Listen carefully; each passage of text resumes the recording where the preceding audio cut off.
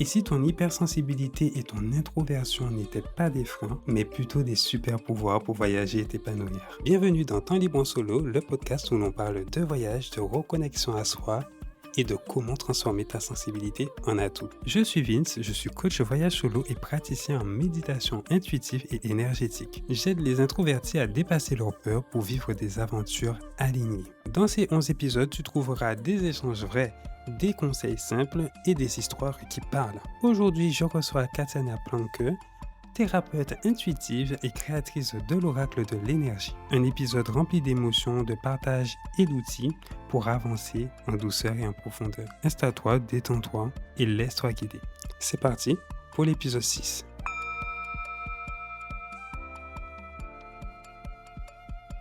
Avant de commencer, j'aimerais t'en dire davantage sur Temps libre en solo. Si tu me suis sur Instagram, tu connais sûrement déjà ce concept.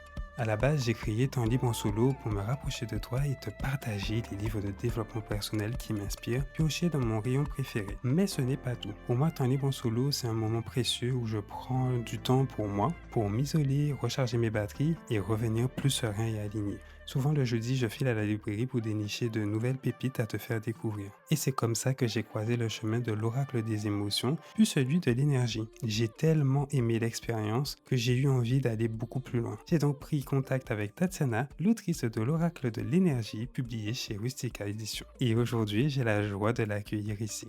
Anna, est-ce que tu pourrais nous parler des intentions qui sont liées à l'achat et surtout l'utilisation de cet oracle que tu as créé? L'intention est très importante aussi pour permettre de mettre une direction dans la carte en fait que vous allez tirer. C'est-à-dire que quand vous mettez une intention, il y a aussi le message qui va venir soutenir cette intention. Et c'est aussi, ça amène une puissance aussi plus importante à votre tirage quand vous mettez une intention derrière. Cette intention peut être formulée à voix haute pour plus de clarté. Et c'est-à-dire aussi, il faut que ce soit une intention qui soit claire pour vous. Si elle n'est pas claire, le message ne sera pas très clair non plus. Donc c'est important voilà, de bien penser avant et de bien ressentir dans votre corps quelle est votre intention que vous souhaitez exprimer dans ce tirage. Et ensuite, en fait, il y a vraiment aussi toute cette dimension où on connecte en fait cette intention au niveau de son cœur aussi. L'énergie du cœur, elle est reliée aussi à cette intention.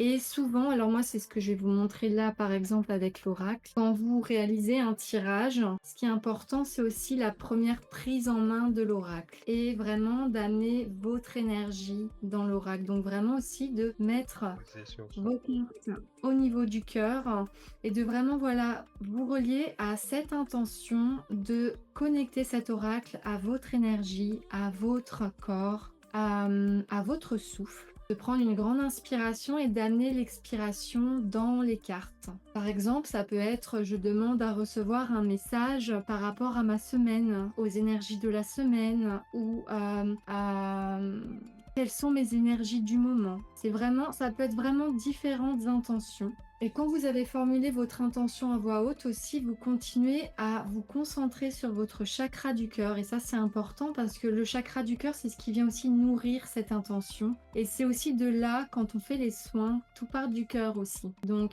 c'est important de faire ce lien aussi entre l'intention, le chakra du cœur et votre souffle qui va venir directement amener cette direction dans votre intention. Et ensuite, une fois qu'on a bien placé son intention avec clarté, on peut prendre le temps de battre le jeu de cartes. Voilà. Et ensuite, on le dispose devant soi. Mais c'est vrai que je voulais vraiment préciser cette importance de l'intention parce que dans l'intention, il y a aussi la vibration des mots. Donc le fait aussi de le dire clairement, la vibration des mots va aussi venir vibrer dans vos os intérieurs. Et ça aussi, c'est quelque chose, un sujet que je parle dans l'oracle. C'est et c'est à travers ça aussi que vont jouer les sons et les soins sonores qui sont reliés à l'oracle et les messages des cartes aussi qu'on va lire à voix haute. Ça va directement en fait venir nourrir et vibrer en fait dans vos os. Et ça amène aussi effectivement du coup une direction aussi par rapport aux soins que vous allez recevoir. Bien dire que c'est justement un travail d'introspection avec tous les messages qui sont associés justement à ce dont on a besoin au moment T. Oui, Tout à fait et je rajouterais un point aussi important, effectivement, ça c'est plus pour les personnes qui vont avoir du mal à se poser dans leur corps ou par exemple quand on va être à vivre à 100 à l'heure et qu'on a du mal à rester dans l'ici et le maintenant, c'est avant même de faire le tirage, c'est de prendre un temps aussi pour se recentrer et pour accueillir ces sensations qu'on ressent dans son corps à ce moment-là.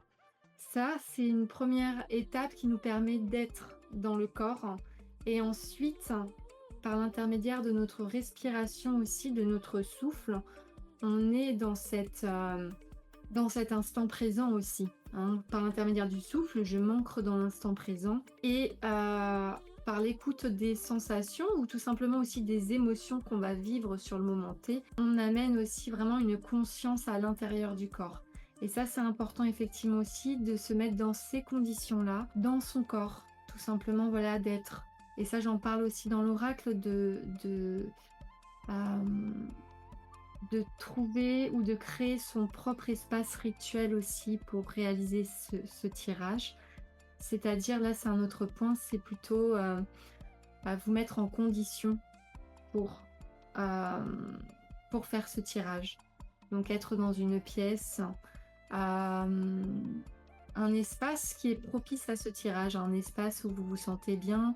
Ça peut être le jardin, ça peut être euh, C'est bien que dans la tu nature. précises aussi dans la nature, effectivement, parce que quand on est en voyage, on n'a pas forcément le lieu où on a l'habitude Exactement. de se Oui. connecter, mais créer ce moment de connexion à l'extérieur, au moment où on va devoir bouger. Exactement. Et ce qui m'amène à te poser la question, mais quelle expérience marquante que tu as eue avec ton oracle personnel? Euh, alors pour moi, vraiment, tout le moment d'enregistrement sonore lors de la création de l'oracle a été quelque chose de très fort, très très fort. Et ça m'a encore plus amené à prendre conscience en fait que j'ai toujours senti une reliance au son particulière. Et je dirais que depuis que j'ai créé, depuis qu'il y a cet oracle qui est sorti, et depuis qu'il y a eu cette partie sur les enregistrements sonores, je dois continuer sur cette voie-là en fait, que je dois continuer sur cette voie autour des sons, sur la médecine des sons. Et aujourd'hui, alors avant bien sûr, la médecine sonore était déjà dans mon quotidien.